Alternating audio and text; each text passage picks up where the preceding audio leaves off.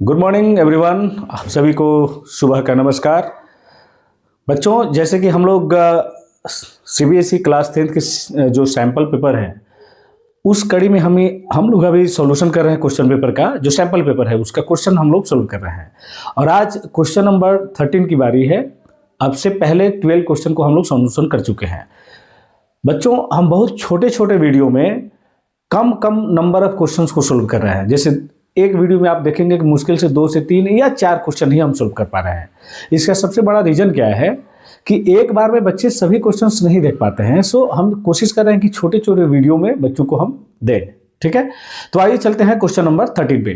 Question number 13 क्या कह रहा है, बोर्ड पे वैसे लिखे हुए हैं, the area of a sector of a circle of radius 21 centimetre cut off by an arc of length 22 centimetre each. कह क्या रहा है कि एक सेक्टर है। सबसे पहले गारंटी है कि आपको एक सर्किल बनाना होगा।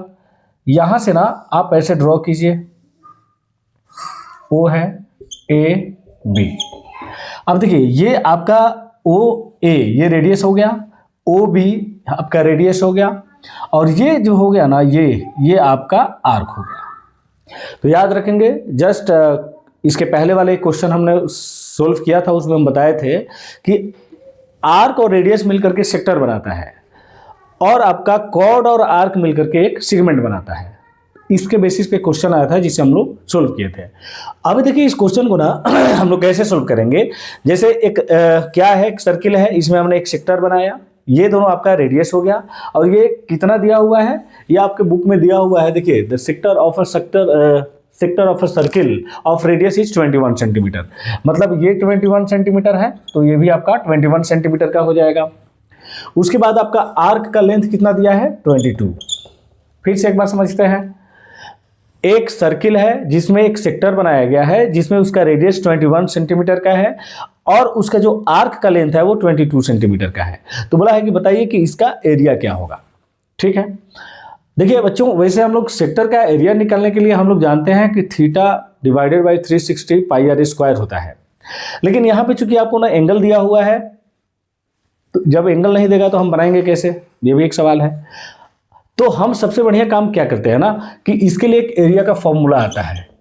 जब आपका रेडियस और आर्क दिया गया हो तो area is equal to 1/2 into arc और इंटू रेडियस,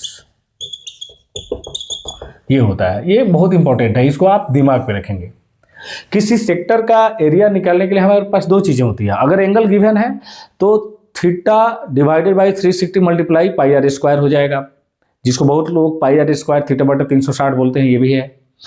और अगर आपका एंगल नहीं दिया गया है, केवल रेडियस और आर्क दिया गया है, तो वैसे केसेस में इस फॉर्मूला को हम लोग अप्लाई कर सकते हैं, हाफ आर्क इंटू रेडियस। अब यहां से अगर हम लोग सोल्यूशन करें तो हाफ आर्क आपका 22 है और रेडियस आपका 21 है। 2 से 11 इसको मल्टीप्लाई करिए,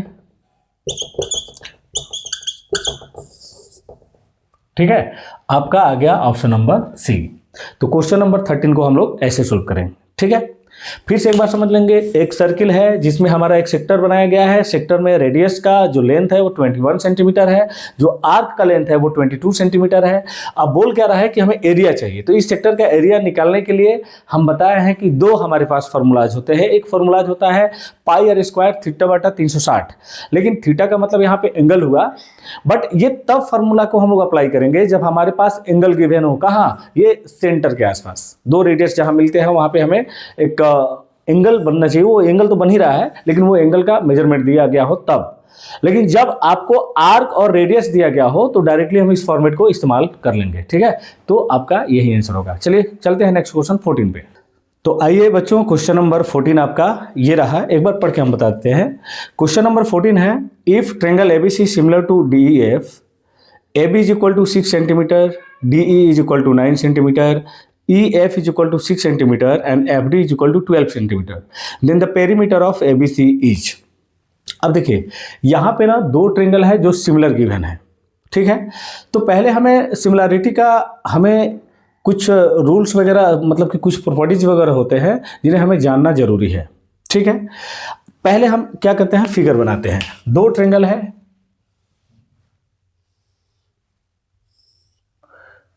ए बी सी और एक ट्रायंगल है आपका डी ई एफ।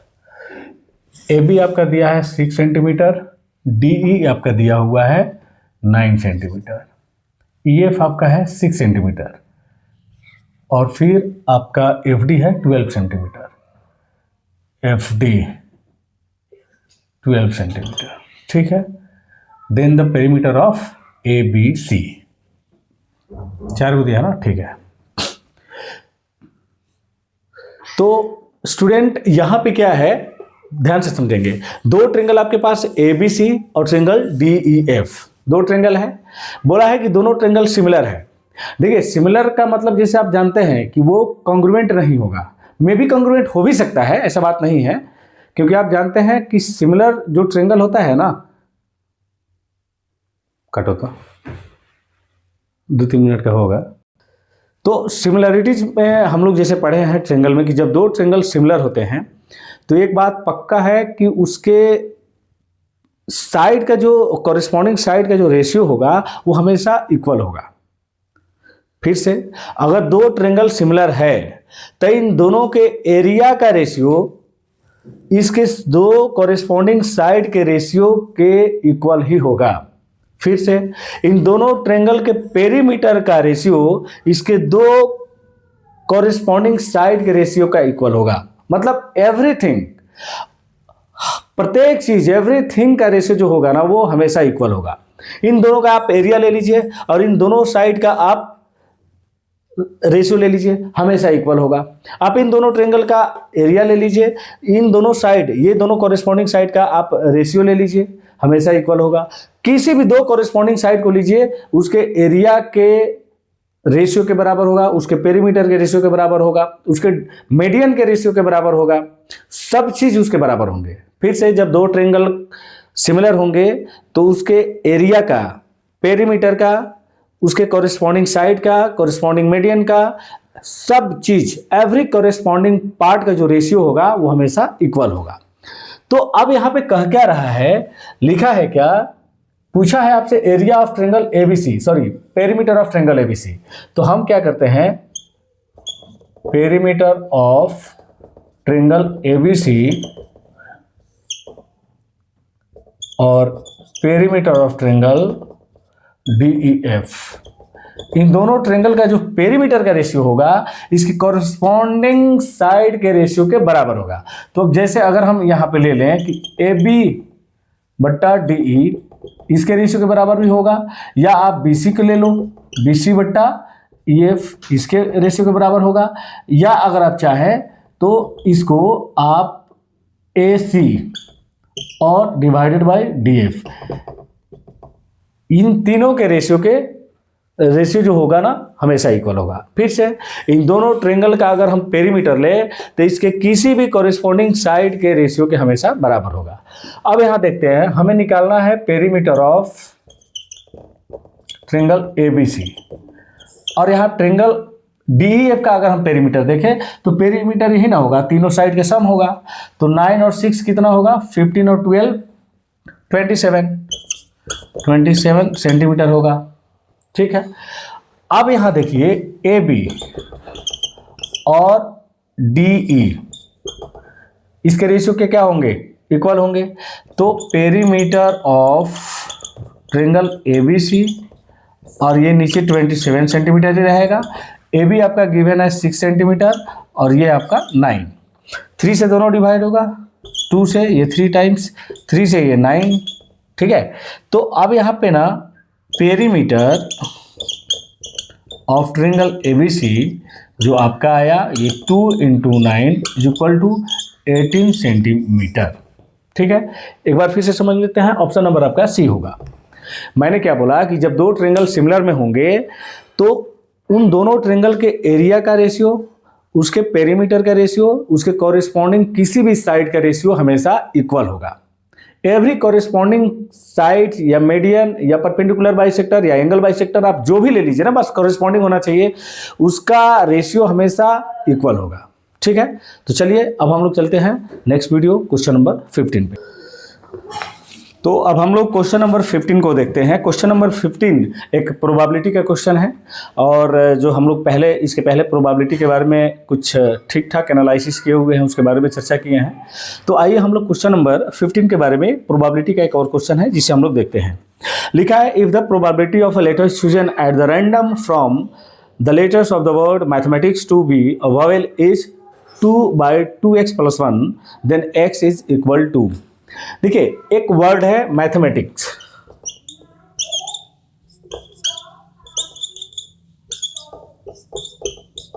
मैथमेटिक्स, ठीक है। इसमें बताया है कि इसमें वॉवेल, केवल वॉवेल का, अगर इसमें अगर देखें तो कोई जो वर्ड बनता है ना, वो वॉवेल्स और कॉन्सोनेंट इन्हीं दो वर्ड से मिलकर बनता है। अब इसमें क्या है, वॉवेल्स और कॉन्सोनेंट दोनों है। इसमें वॉवेल का नंबर कितना है, नंबर ऑफ वॉवेल्स अगर देखा जाए तो मैथमेटिक्स में A1, 2, 3 एंड 4 है। लेकिन अगर टोटल लेटर देखा जाए, टोटल लेटर्स, तो ये कितना है, तो 1, 2, 3, 4, 5, 6, 7, 8, 9, 10, 11, कितना है, 11 है। बस हो गए हमारे। अभी बोला है कि जो वॉवेल्स है ना, उस वॉवेल्स का प्रोबेबिलिटीज क्या होगा मैथमेटिक्स वर्ड में। तो अगर हम यहां देखें प्रोबेबिलिटी ऑफ